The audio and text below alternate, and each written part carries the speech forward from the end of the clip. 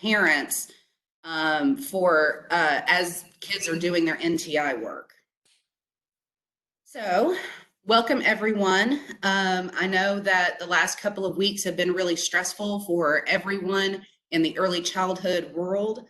I do have a message from Deputy Secretary Regan. She could not join us today, but she did want to make sure that everybody understood that in these unprecedented times, and we've had to be in kind of triage mode for the last couple of weeks, that we are here to help you. We know that there's many questions that everyone has, so please feel free to email those to us and we will get you the answers as quickly as we possibly can. As you can probably guess, there are a lot of questions and a lot of policy decisions that are being made currently, and everything is changing day to day.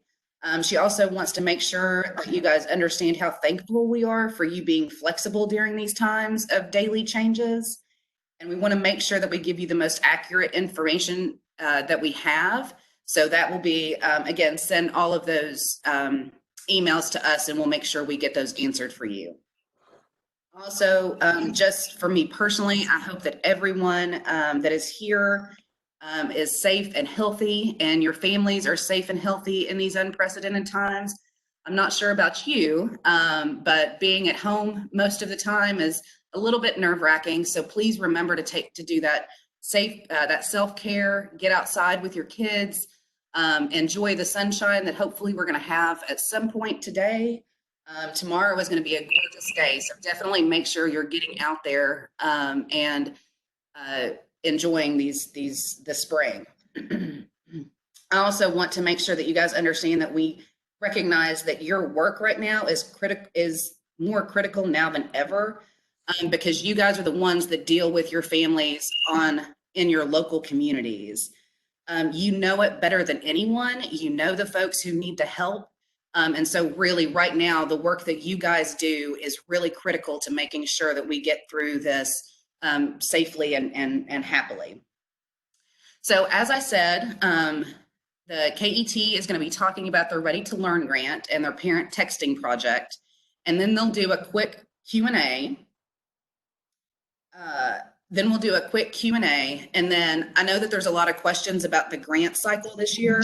And we'll be talking through some of those issues that we've heard after we talk with KET. So Amanda and Holly, if you guys are ready. Oh, one more slide. I just love this quote so much from Margaret Mead. Don't ever think that a small group of dedicated individuals cannot change the world. Indeed, it is the only thing that ever has.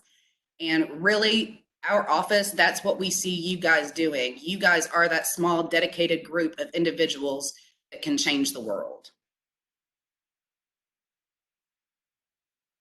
And with that, I will turn it over to Amanda and Holly, and we will get back to other stuff in just a few minutes. Thanks, Amanda. So this is Amanda Wright. I am the Director for Early Childhood Education at KET, and I have with me on the line Holly Ackerman. She is one of our early childhood education consultants, and Brittany Strube is also joining us too. She is our newest early childhood education consultant. You can change the slide, please. So today what I'm going to be sharing with you is our Ready to Learn grant and just some of the work that KET does in early childhood in general. If you'll go to the next slide, please. Ready to Learn grant is a grant from the U.S. Department of Education and the Corporation for Public Broadcasting. It is designed to promote early learning and school readiness. And really the focus of the grant is to reach low-income children. We never exclude any children in this work, but we're really looking to work with low-income children and their families. The Ready to Learn grant is currently in its 5th 5-year round, and we are currently in the 5th year of the 5-year round. So we have been working over the last 4.5 years to create resources out of this Ready to Learn grant, and now as we near the end of the grant, we are trying to get the word out across the state about the resources that have been created and how you can use them in your community. And really the grant, it's written 5 years at a time, so as you all know, things change very quickly in 5 years. So really, it looks at an innovation and how we can build on that innovation over the next 5 years to find best practices. So we'll share with you some of the things that we've been doing. Next slide, please. So as we've been going through these last 5 years with the Ready to Learn grant, we've really been working in a targeted, focused area. For this grant, we have been able to work in Louisville and then Eastern Kentucky. And we defined Eastern Kentucky looking at the counties that were working with the Appalachian Renaissance grant. So that's kind of how we defined where we do this work originally. But as I said, we are now taking it across the state. We have been working with a consistently engaged group of partners to test these resources out, to provide feedback to us, and to really add value to the work that they were doing.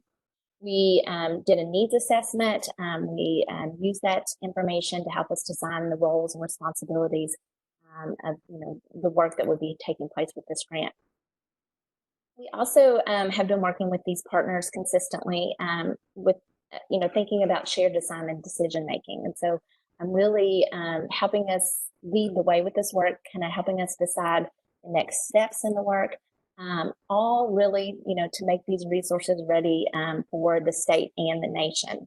And then just, again, regular opportunities for engagement. So that's what we've been doing really in the last 5 years with these partners, but we're really, really looking forward to working with you all in your communities and taking these resources across the state. Next, please. Right. So from the Ready to Learn grant, the grant this year, this 5-year round cycle, has focused on science and literacy. And so you may recognize some of these characters and some of them you may not. We all know and love the Cat in the Hat knows a lot about that. So for this round of the Ready to Learn grant, we really focused on science inquiry, and the Cat in the Hat is well known for his inquiry.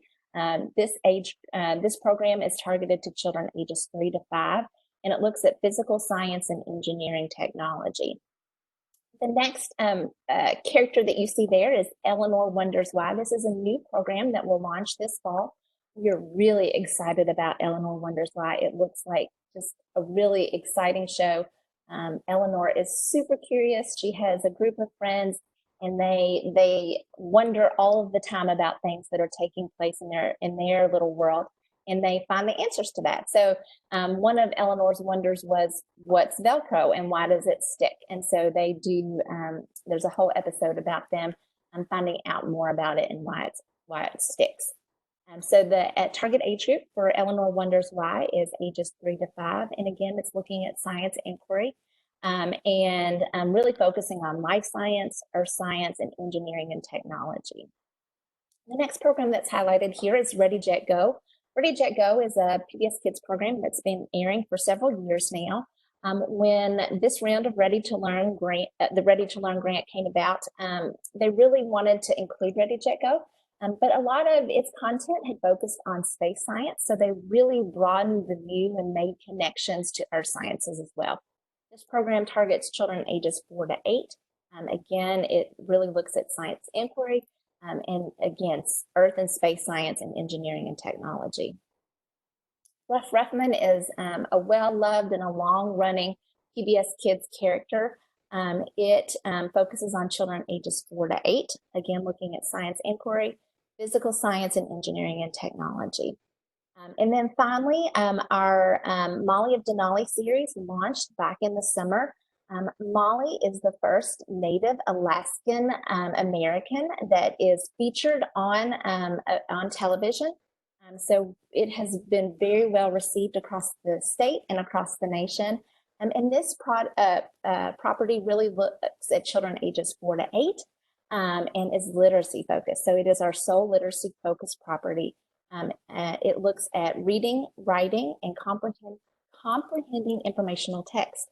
And so if you haven't checked out Molly of Denali, I would really encourage you to.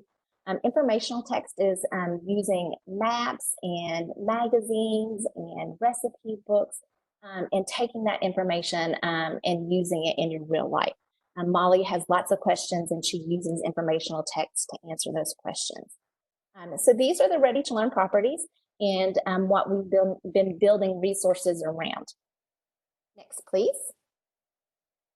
Again, Holly and Brittany, if you all have anything to add, please don't hesitate to hop in if I've missed something or if you want to add something to the conversation.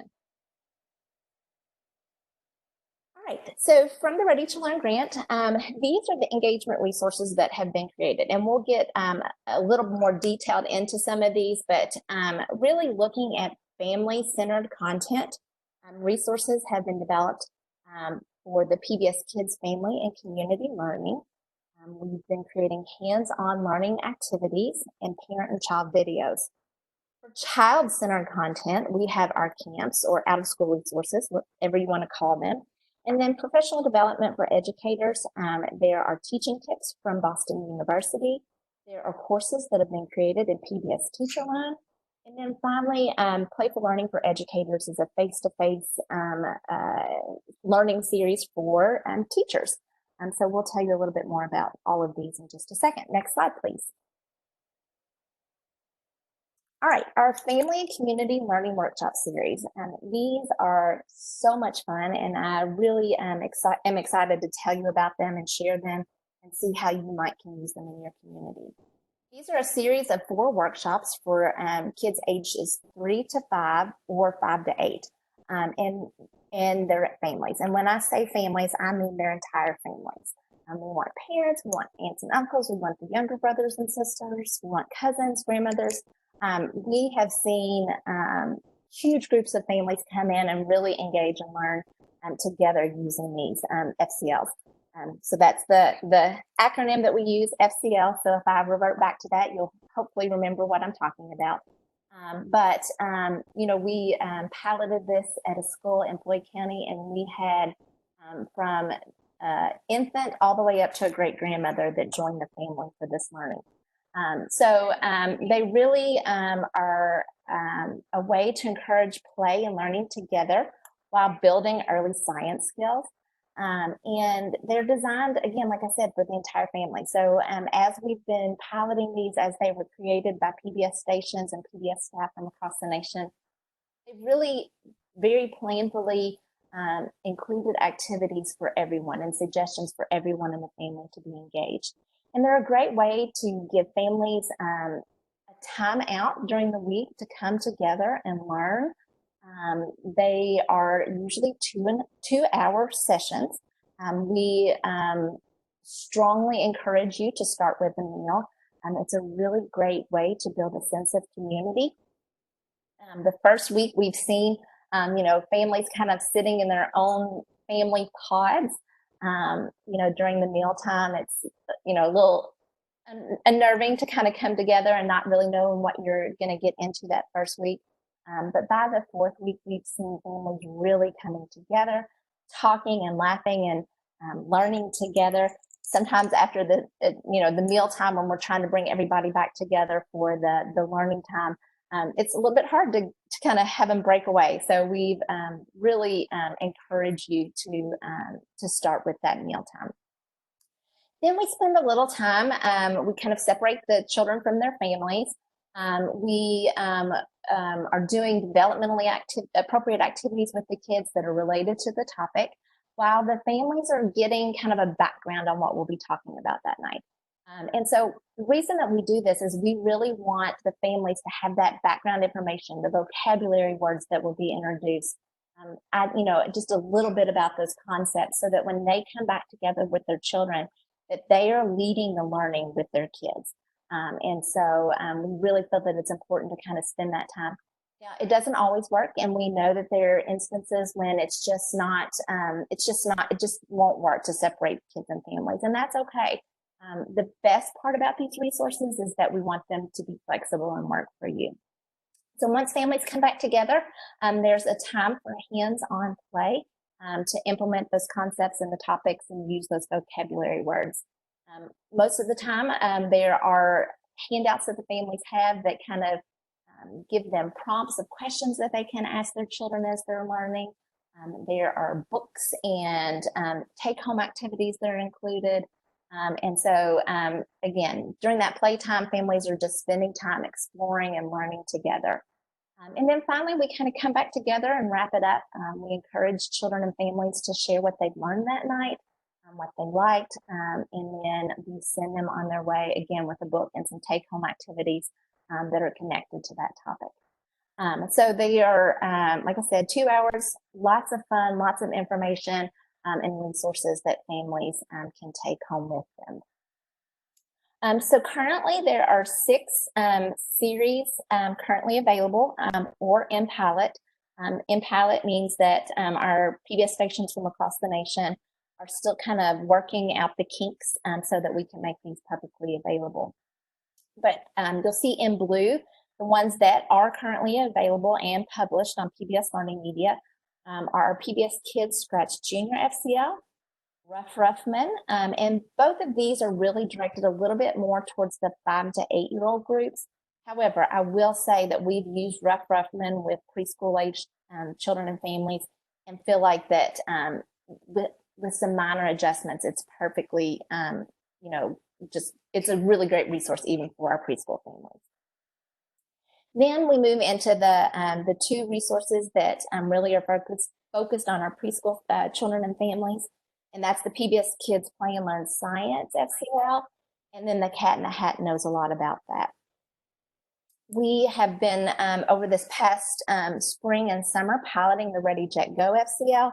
And again, we hope that it will be published very soon so that it would be available this summer for you to use. And then we are, were in the middle of piloting Molly of Denali.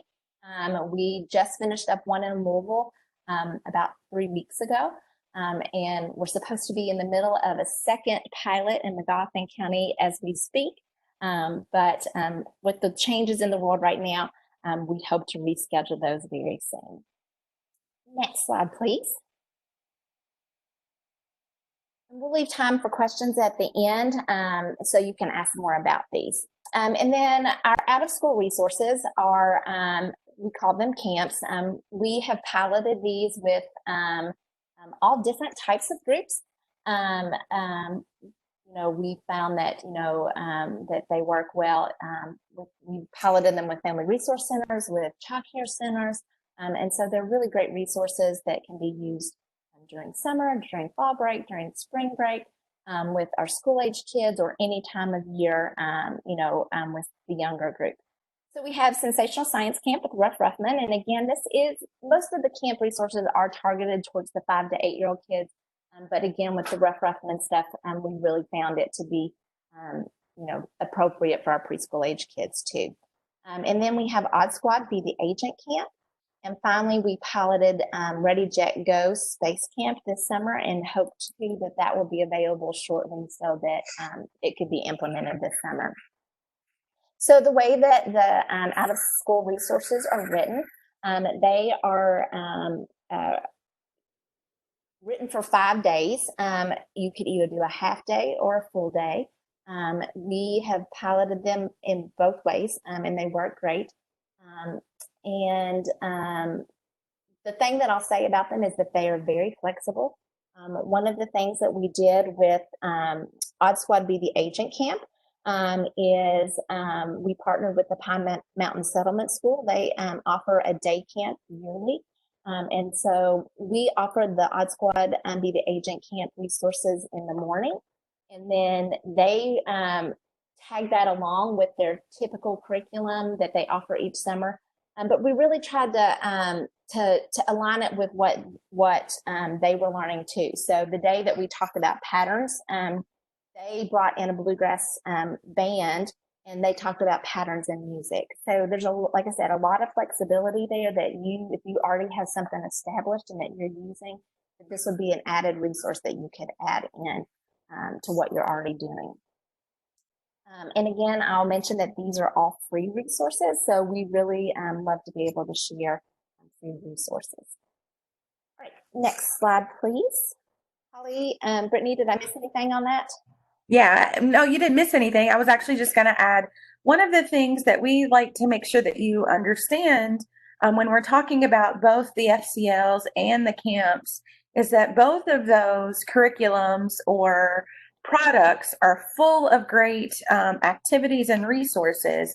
And PBS, as well as us at KET, really want you to know that you can take these and fit them and change, not you can use them in the best way that's going to meet the needs of you and your timing. So if you only want to do a one-off day of the FCL, because that's the time that you've got, and you want to do a family engagement night or whatever kind of thing, once all of the dust settles with what's going on now, you're more than welcome to do that. We want you to know that these are great, tested resources with lots of research and backing behind them. And if you're interested in knowing any of that research that goes on with this being a national grant, of course, there's research that's behind it. And so we can point you to that information. It's also housed in PBS Learning Media. But again, the importance is that you can just take these resources and use them as whatever's going to best meet your needs. That's right. As an example, we worked with one of the library branches in Louisville, the South Central branch. We had piloted the Rough Roughman camp with them a couple winters ago, and that worked really well.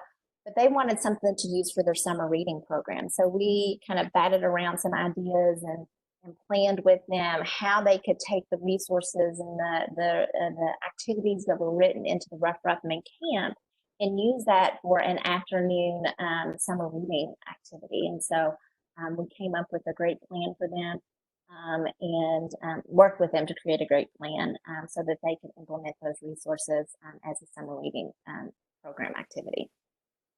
And that's another great point. We are available to be sort of like a TA to you if that's something that you're interested in. If you need some ideas or some brainstorming, we're more than happy to come out to wherever you're at. I've been to Western Kentucky to talk to a Friskies group because they wanted some information about how they could use it to best meet their needs. And I do think that that's one advantage of utilizing us. All of these are written, I call them like Camp for Dummies, because literally it even gives you a script. If that's what you're needing, it's there. If you are you're very comfortable in your education role and you want to roll with it, you can do that too and tweak it to best meet your particular teaching style. But if you want somebody to help bounce ideas off of or anything like that, we have piloted every single one of these resources.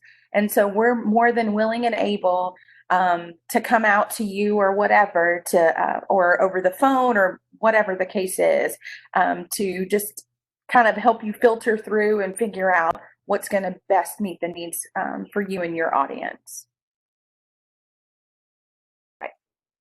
So if you're wondering where you can find these resources, they are available on PBS Learning Media. You can see the link here on the page that will take you directly into the Ready to Learn page in PBS Learning Media. There is a section there for educators and a section for parents. There's a professional development section. The FCLs and the out-of-school resources are under the educator section in PBS Learning Media on this page. Again, if you at any time need guidance or assistance in locating these or just want to talk through them, we would be happy to do that with you.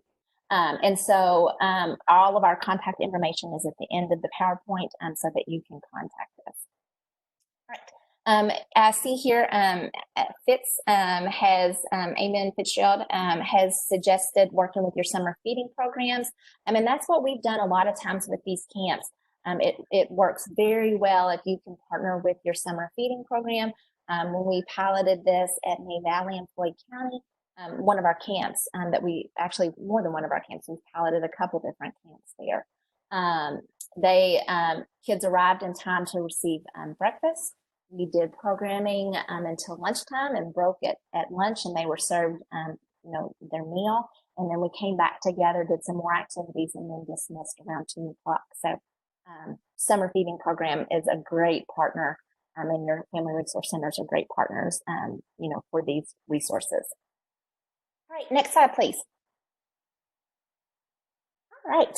So I did want to move on and tell you a little bit about some of the professional development opportunities that are available. As I mentioned, there in PBS Learning Media, you can find the Boston University teaching resources.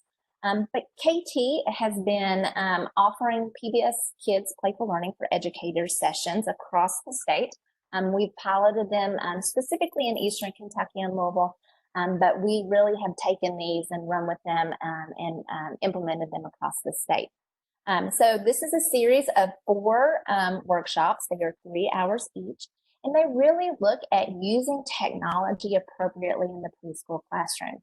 So the first 2 sessions really just dive right into that. It's all about using technology in the classroom, what's appropriate, how you can do it, looking at the ECHRs, and providing you hands-on activities so you can test it out and learn, by doing yourself. And then the second 2 in the series, one is the Cat in the Hat, knows a lot about that and really looks at taking the Cat in the Hat and the science inquiry process and using those resources in your classroom. And then finally, the 4th one is engineering with Ruff Ruffman. And again, it's a very hands-on professional development opportunity. We can point you to our our KET professional development page, and you can see more about those. You can also reach out to us to schedule those. We are happy to come out and do those anytime. We have offered them at the Early Childhood Institute the last couple of years, and hopefully we'll have that opportunity again. We anticipate submitting a proposal for that when the time comes, if the time comes, in light of current situations. So again, just reach out to us, and we'd be happy to share more information about Playful Learning for Educators and how we can offer those to you and those that you work with in your community. All right. Holly, anything else to add on that? I think so. Maybe just these are offered free of charge. So that is something too to keep in mind.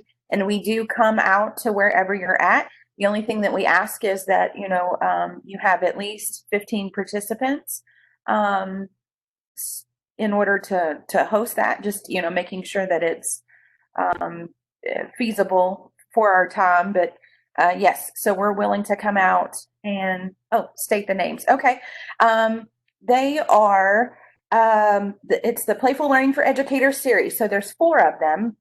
One is, see, you're asking me, like, I'm having brain troubles, but one is Science Inquiry with Cat in the Hat. The other is the Engineering Design Process with Ruff Ruffman. And then there are 2 that talk about the appropriate use of technology in the classroom. And then you get some but all of them are very hands-on. So they're much different than your typical kind of sit and get trainings. You do actually get some time to look at the resources, to experience the resources, do some of the activities, and then also at the end to think about how you can take those and utilize those again best to meet the needs of the children in your particular center or area. All right, thanks. Next slide, please. All right, so the next thing, you can go on to the next one too, please. All right, so the next thing that we wanted to talk to you about is a new resource from KET. We launched this back in June, and so we're still calling it new, right? This is our Bright by Text program. Bright by Text is a service of the Ready to Learn grant. It is a free service, and families can sign up for text messages that are sent straight to their phone. It's like I said, a free service. It's for prenatally all the way up through age 8. And we're when we started out, it was really looking at prenatal through age 5. But as we progressed over the last year, more and more messages have been created for those children all the way up through age 8. So it covers tips for developmental milestones, brain development, social emotional behavior, nutrition, and so much more. So families, all they would need to do is text KET Kids to the 274-448, and we'll tell you a little bit more about that process in a few minutes. We do have or will be getting more of these postcards that you see on your screen. We are a little bit low on those, and we're in the process of getting more designed and delivered when we began working virtually. So when we get back to normal, we'll have more of these available. You can request these postcards. We also have bookmark size resources that you can hand out to families. And you can request those through any of our early childhood staff at KET. Next slide, please.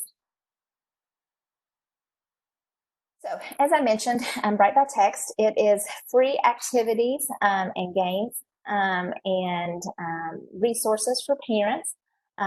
It talks about safety, it talks about developmental milestones, social, emotional, caregiver resilience, brain development, and information prenatally. The great thing about this resource is that it grows with your child. So if you have a 2-year-old, you'll get messages that are very targeted to that 2-year-old age group.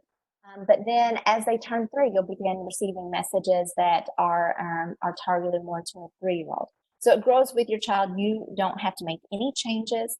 It asks you for your child's birth date, as part of the enrollment process, and so that they can send messages that are targeted specifically to the age of your child. Next slide, please.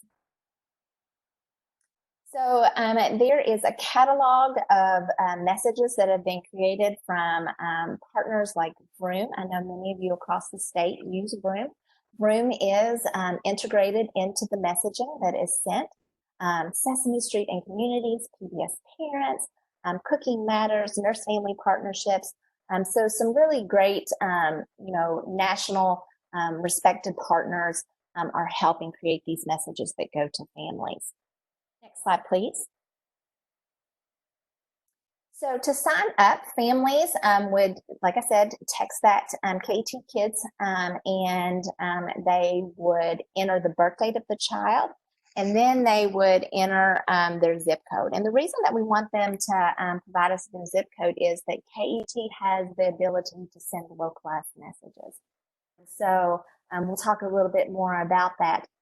But we can send messages to Harrison County about preschool or kindergarten registration, or maybe there is a My Big Little Adventures event that's happening in Louisville. So we have the ability to localize messages. Please. So families, when they receive text messages, they will receive 2 to 3 a week. Most of those are kind of very specifically age-related. Like I said, some of those might be more localized messages. They'll receive their text messages.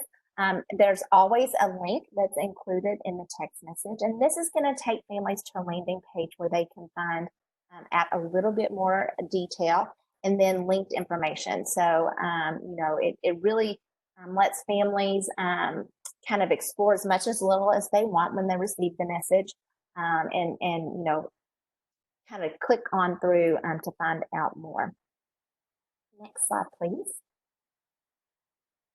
All right, so a couple examples of messages that were actually sent out. Come talk, sing, read, write, and play together in a format perfect for babies. Baby story time at Rawlings Library, 10 to 10:30 on 2/6. The percentages that you see here are actual click-through rates for these messages. And the click-through rate is how we know that families are using this resource. 45 and 50% click-through rate are really amazing click-through rates for a resource like this. So families are using these messages to learn more. So we hope that you will partner with us to get the word out about Bright by Text. And also so that we can get messages that are happening in your communities out to families. Next slide, please. So, like I said, we're hoping to partner with you. The thing with partnering is that it we really need families signed up in your area to make it a strong partnership. We currently have families signed up in 83 of our 120 counties. So you see, we have a way to go. We really want to make sure that we have families signed up in all of the counties and multiple families signed up in each county. We currently have 650 active users in Kentucky. So of those 650 users, that serves 763 children. There are a ton more kids out there in the prenatal through age 8 range that we could be getting messages out to with all of this great content. So we really are hoping that you can get the word out in your communities by using those postcards and bookmarks, and also just word of mouth, using your social media channels to get the word out. And then in return, we want to know what's happening with you all across the state. So we are looking to send out messages, like I said, by zip code, by county, about resources that are free or low cost. We really want to make sure that we're offering free and low cost events. So parenting classes, library story times, preschool open enrollment, health clinics, things like that. Messages need to include a call to action. So come to, do this, that kind of thing. And then using action words, join, attend, visit. Free is always a great word to include in the text messages, family friendly, fun. So those are the types of pieces that we're looking for when we're developing messages. Next slide, please. Right, so this is kind of the tool that we're using, that we're sharing out with partners across the state to create messages. It tells you everything that you need to know to include in the message. And one thing that I think I haven't mentioned yet, messages are available in English and Spanish. Those are currently the only 2 languages that they're available in, but families also select which language they prefer their messages in. So like I said, if you are interested in finding out about using this to get out your local messages, Brittany Struby is our early childhood education consultant that is kind of the lead on this project. And again, we'll have her email address at the end of this. You can contact her. We ask that messages be submitted at least 2 weeks prior to the event or activity that you want to get the message out about, so that we make sure that it kind of goes through all the necessary steps to make sure that we get it out in time, and that it meets the criteria for messages that we can send. All right, next slide, please. All right, so again, we'll leave time for questions at the end about the tech service and the other things. But I did want to tell you a little bit about what KET is doing in response to COVID-19 and share with you some resources. So yesterday, KET launched a new web page. It's called Learn at Home. It is, you can find it here at this link. You can also just go to ket.org and you'll see right there on our main page a link to take you to the Learn at Home section of our website. And this is really, it's twofold. It's directed at families, but there's also a section that's directed to educators. And this serves children from preschool all the way up through adult learners. And there's a spot that it shares, well, when you go to the website and you can choose parent or educator resources, and it's broken down pre-K through 3rd, 4th through 8, and then our 11th through our 9th through 12th graders. So you can choose and choose the section of child. Sorry, let me say that again. You can choose your child's age group so that you know and that the resources are age appropriate for the children that you're working with or that you have at home. There might be PBS Kids programming that it points you to. There may be additional learning activities like learning to draw your favorite PBS Kids characters. There's information there about Write That Text and PBS Learning Media, which is another free resource that's available to families and educators. Again, for educators, we know that a lot of educators, are looking for resources that they can share with families to learn at home. Some of them may have done NTI packets before, but others may have not. And so these are just really great tested resources that they can incorporate into their learning at home packets. So take a look at it. You can always contact us at KET. If there's a specific resource maybe that you're looking for, or a topic that you're looking for that you would like help kind of, getting pointed in the right direction, we'd be happy to do that as well. So again, we launched yesterday, and we really hope that this fills a need for families and educators in this changing time. We also anticipate launching a KET COVID-19 parent and kid page very shortly. And these are just resources to help families and kids navigate these changing times, and to give them good resources from friends like Sesame Street, the Fred Rogers Productions Company, and other PBS Kids resources. And then if you'll be keeping an eye out, we anticipate more information to come on air resources for families. We know that across our state, not everyone has access to internet. And so we will be looking to share more information with you very shortly about on-air KET resources for families in the coming weeks. And so again, keep an eye out for that. All right, next slide, please. And finally, another resource for families is the daily newsletter. This is a PBS Parents newsletter. It shares with you activities and ideas, just lots of fun stuff that you can do with your kids while you're at home. And so this launched last week. I've been getting the emails myself and have been implementing some of the activities with my kids here at home. So a lot of really great high quality stuff.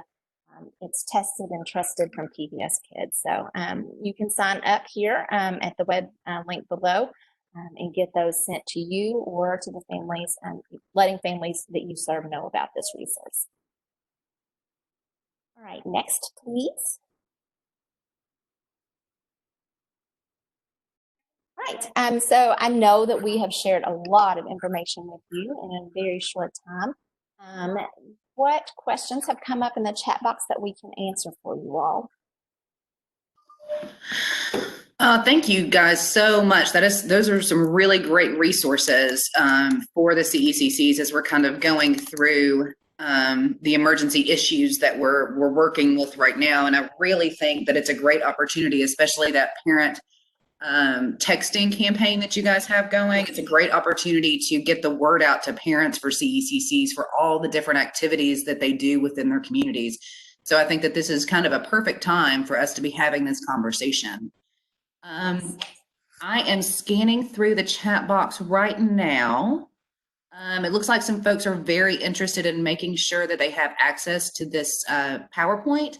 So just so you know, we will be putting the PowerPoint up on our website. We are also recording this PowerPoint and I will send this out. It looks like we had some invite issues this morning. So lots of folks have been interested in getting a recorded portion of this meeting. So we'll be getting that out as quickly as possible.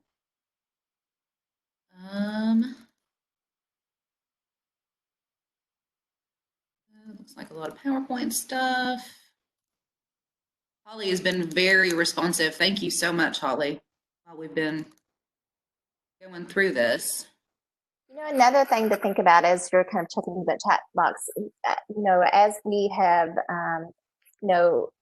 transitioned to home learning and thinking about kids kind of summer slide and thinking about, even with this interruption, we may need to be offering, additional resources during the summer when we get back to normal life. So I think these camps and FCLs are really great opportunities for you to bring families together or kids together, in a camp situation, to provide them with some enrichment activities and some additional learning to kind of fill that need. That is great. I'm not seeing too many questions, Amanda. I think everybody can see the chat box, but just in case, Christy Adams has said, feel free to pull contact from the Pulaski CECC's Facebook page. She's trying to do 3 or 4 post activities a day. So for those of you that are joining us, she's saying, please feel free to go to their Facebook page and use whatever she has been using out there. And then also Brittany said Bright by Text has been sending out messages dealing with COVID-19. They have tips for dealing with stress and disruption of routines, as well as activities for children can do at home. And they've also been sending out local resources for food sites, library resources, online learning opportunities like the Cincinnati Zoo. Absolutely fantastic ideas. T. Snyder has said, are we clear to post these links to our CECC page and our community partners page also? Absolutely, please do. And you can also follow KET on social media. We have an early childhood Facebook page, an early childhood Instagram page, and Twitter. So you can, retweet the things that we send out, repost, and share that way. So that's a great way to, to get the information out on your social media channels as well. But yes, please share all of the links that we provided and information to. Okay. Amanda Wheeler is asking, can we have the Bright by Text promotional materials online so they can go ahead and start promoting the services?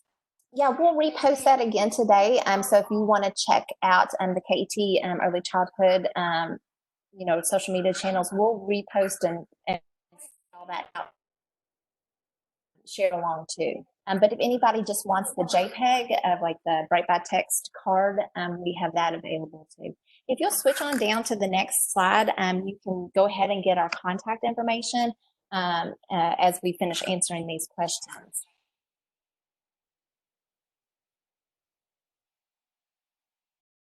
Does anybody have any last questions? There's lots of thank yous to you, Amanda, and to Holly for sharing your information with us today. And I really, like I said, I really do think that this is going to be a great partnering opportunity for all of us with KET to get some of these resources out to families now. And as you mentioned with Summer Slide and all of that stuff right around the corner, having these opportunities is going to be great.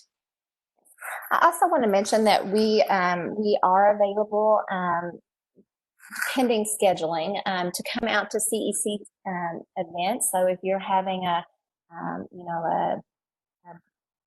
summer, back to school event, or if you're having a, whatever event that you're having and are looking for vendors or tables to share information with families, we are available to do those type of things. We do activities, all kinds of different activities too. So if you're interested in finding out more about that, you can also contact us for those type of activities as well. Great.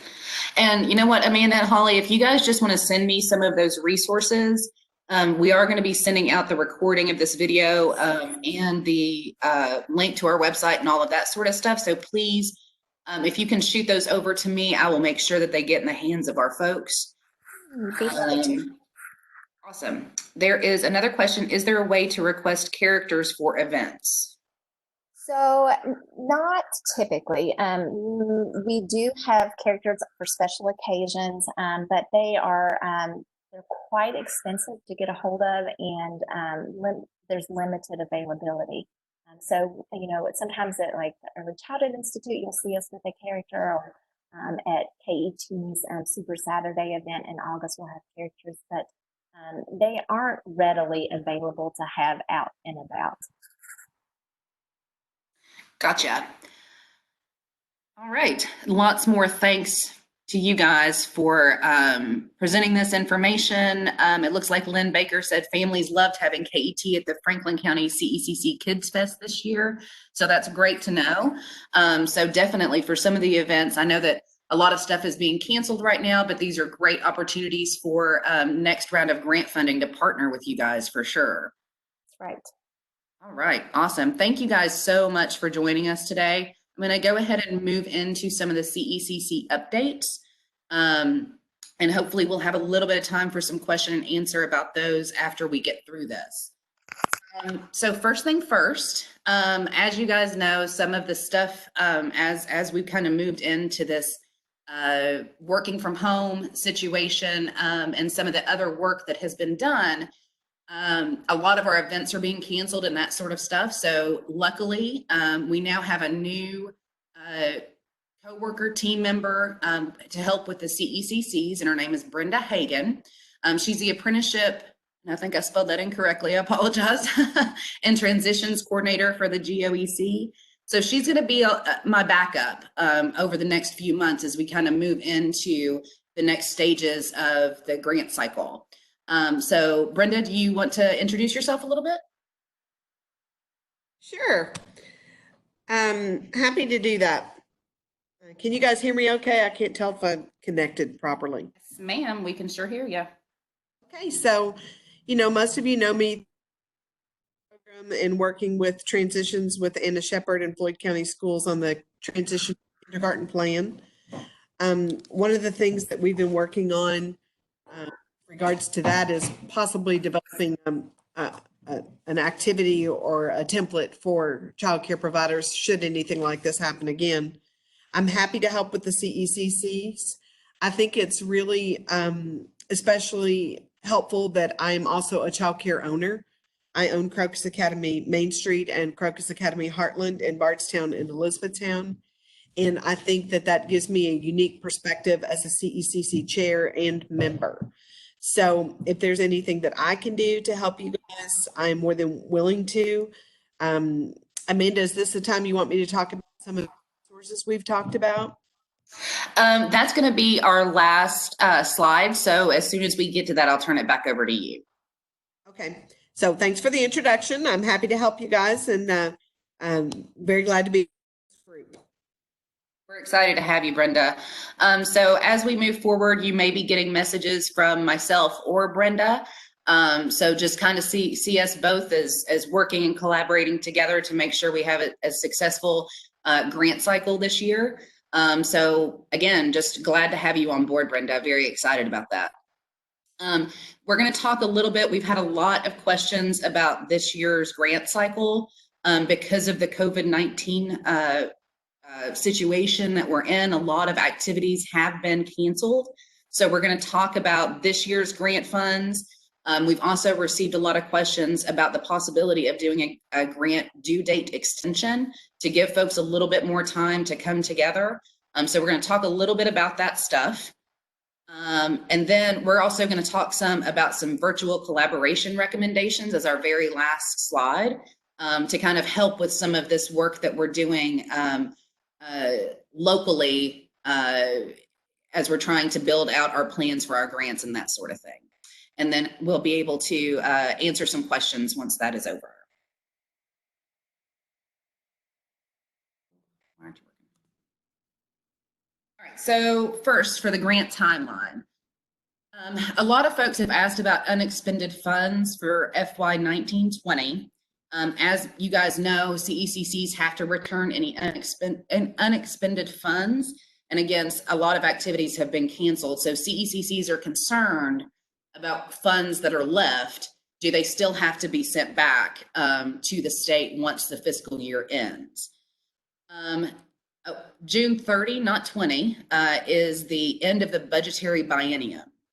And what that means is that all contracts that the state has, and that's all contracts across the entire state, must end, and any new funds would have to be placed under a new contract.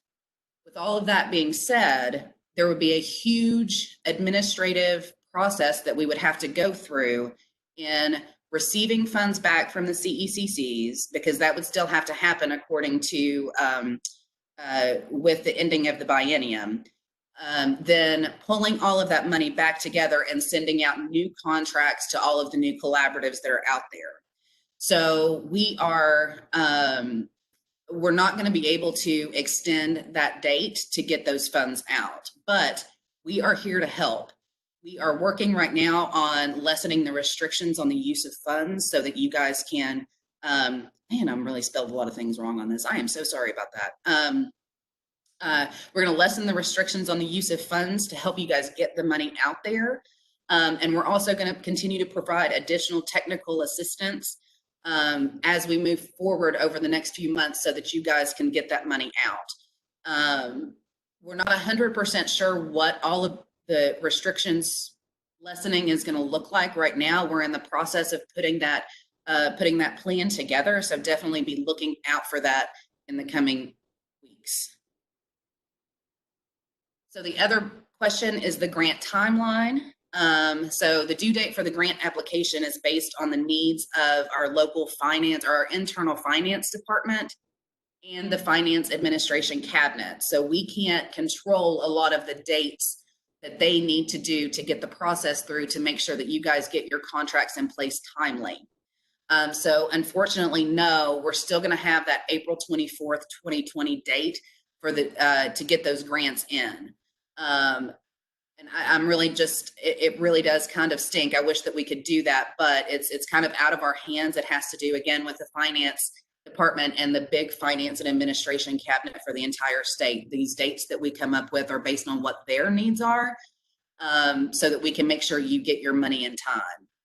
So again, we're here to help. As we mentioned, Brenda's going to talk about some virtual meeting possibilities that are going to be coming up on this next slide, and we're going to provide additional technical assistance to help you guys as you're putting these plans together to get your grant done. I do see that there are some questions coming up in the chat, but I'm going to let Brenda talk a little bit about some research that she has done for virtual collaboration before I get to those questions. So Brenda, would you like to talk a little bit about some of the stuff that you use in your center? Sure. Usually I don't use anything like this at my center, but starting about a week and a half ago, I started to realize that we kind of needed to think about how we connected as two separate locations, and then how I could send one message to all of my staff at one time. So I started looking into conference call options, and there's several. There's GoToMeeting, free conference call, and Conference Now is the one I have chosen to use. It's a simple app on my phone. It took me like 1 minute to complete the information, and it gave me a conference call line and a link that's good for 1 month at a time. So when that April 15th deadline is up on mine, I can go back and do another one that's good for a month. After doing that, I sent the call link to all of my staff. I have 16 staff members between two centers, and I was kind of getting a little tired of answering the same text, the same Facebook Messenger requests, the same email 14 or 15 times. I thought that would be a better way to do this. So I started pulling on my GOEC experience with conference calls. And I thought, okay, we'll do a conference call. And then I realized, at the GOEC, dedicated lines, but, as a private business person, you don't. And I wanted something that was cost effective and simple for everyone to use, because not all your staff are going to be as tech savvy. It has to be something simple. I had not one person in all my staff in either of the 3 or 4 calls that we've had since then that have said this was difficult to use or they had a hard time logging on. I practiced each of these and then found that this Conference Now was the easiest one to use. There's also a Conference Now Pro, which allows you to do screen sharing with the call. So if you're interested in that one, that's also an option. As far as video conference calling, a lot of people are familiar with Zoom, WebEx, Google Chat. If you're using Google Docs, there's a lot of stuff you can use with that. But I kind of have to play with that because sometimes it's hard for people to make changes, or it's too easy for them to make changes that maybe I want to kind of look at before we make those changes. So those are options as well. In terms of cloud document services, of course, you've got Dropbox, OneDrive, Google Docs. A lot of people use Google Docs because it's easy to share the information through Dropbox and through Google. But I'm still working on this one myself, and I have a lot of staff members that would not maneuver this very well. So foremost, I needed to have something that connected us through a conference call style setting so I could tell one time to everyone and answer everyone's questions It has made it a lot easier. And I think the more you can eliminate the stress and anxiety from uncertainty, people respond to any kinds of changes. And these changes, let's be quite honest, they've been very stressful. So last week's call was just me sitting and talking to my staff about here's how you apply for unemployment. Here's the link you go to. I also sent them all agenda prior to, so they had the call number, the call, and they had an agenda, and that made it very easy for us to share information. So I'm going to be using that with my CE. I have a CECC conference call today at 2, I think. And this will be the first collaborative call with LaRue, Marion, Washington, and Nelson counties. And I've never been a chair before. So this is going to be a lot of transition at one time. But, you know, we have an April 24th deadline. And we've got to get some stuff done. And I don't even know some of the things that the previous chairs knew. So we're trying to get all this done. And we've had to kind of rethink how we're going to have meetings. So I wanted to give you guys these free options. And to tell you, I looked at several apps. I went through the process of completing the paperwork on them and doing the work. But the easiest one to use for me personally was Conference Now. Finally, the only other thing I want to remind you is that, you know, you may not have access to some of the things at your offices that you did. There is an app called DocScan that can go on your phone so that you can scan and fax through your phone as opposed to having to link up a fax to your home computer. So that's another way that you can get documents out to people if you need to. If you have any questions, you can feel free to call or email me. I've shared my contact information in the chat room, and I'm sure Amanda will share that as well. I think that's it.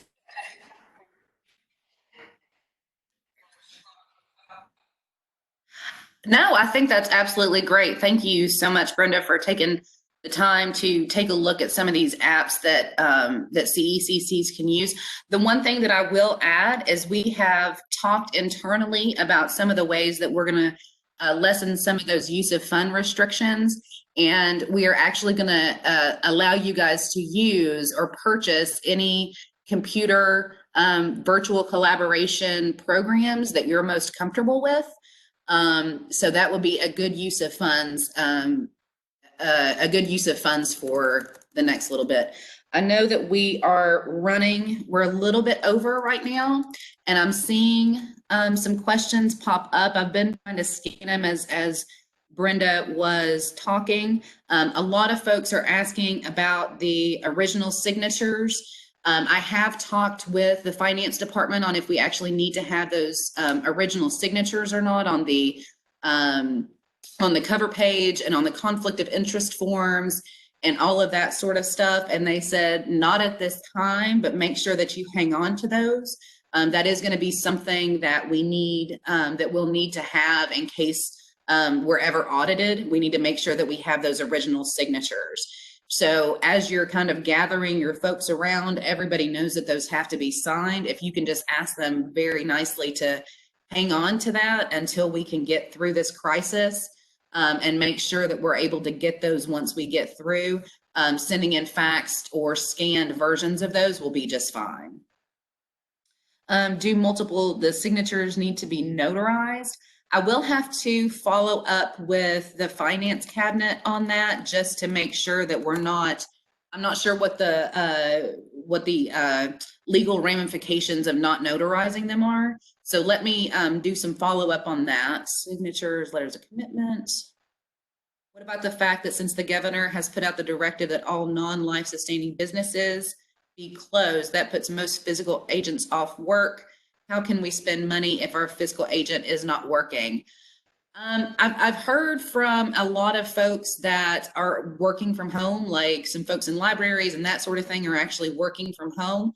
That may be something that we need to work through over the course of the next couple of weeks. So if you just want to send me a personal email, if you're kind of having those concerns, send it to Brenda and I, and we'll talk through it and figure out how best to do that. If our fiscal agent is unable to reimburse the CECC funds, but expenses are approved, can personal expenses count as spent and be reimbursed at a time that the fiscal agent can process? So I think that's a question that's kind of connected to the previous question. Again, we're going to have to follow up with our finance folks to make sure that we're answering that question correctly. Can you please clarify if CECCs will be penalized if we don't have all the signed commitment letters? You will definitely not be penalized for that. Like I said, just hang on to those original signatures so that we can get them once we get through this. Holly also mentioned you can scan using the Notes app if you have an iPad or an iPhone. So that's another great app opportunity for us to partner together while we're working remotely. Can CECC chairs provide notary service for the paperwork? I'm going to have to follow up about that one.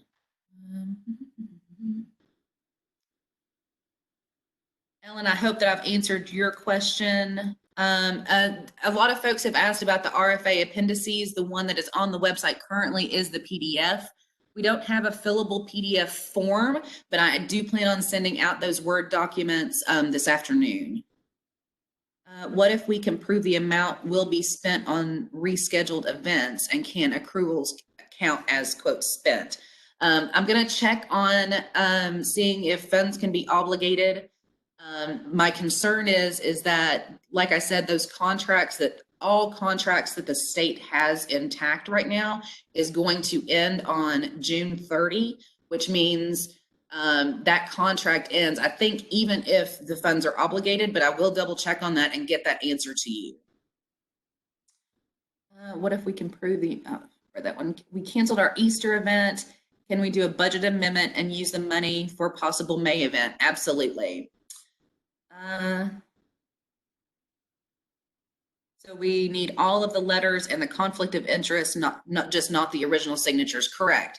So when you submit your application, and when you get it in the mail and get it over to us, we won't need those original ones. Just make sure that the ones that you email does have the conflict of interest, and hang on to those original signatures.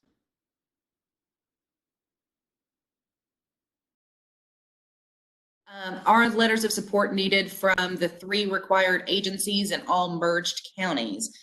Yes. If you have trouble getting those with some of the current school districts or the Head Start or getting a child care on board, just give me a shout and we'll help make those connections for you.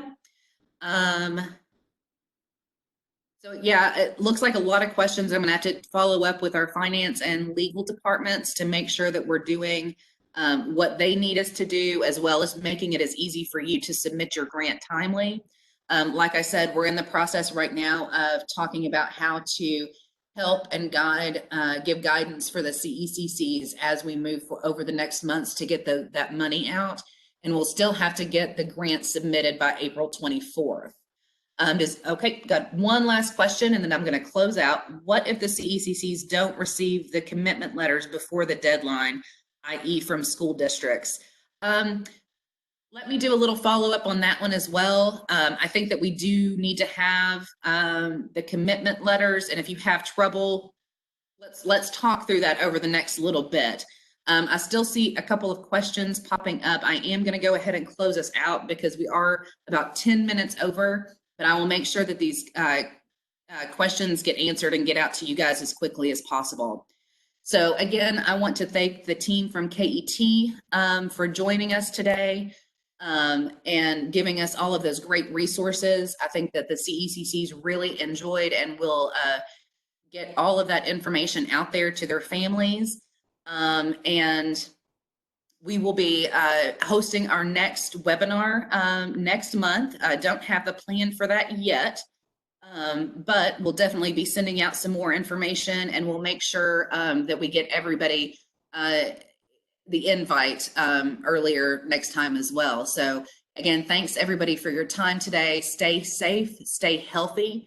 Give us a call or a shout if you have any questions whatsoever, and we will be talking to you next month.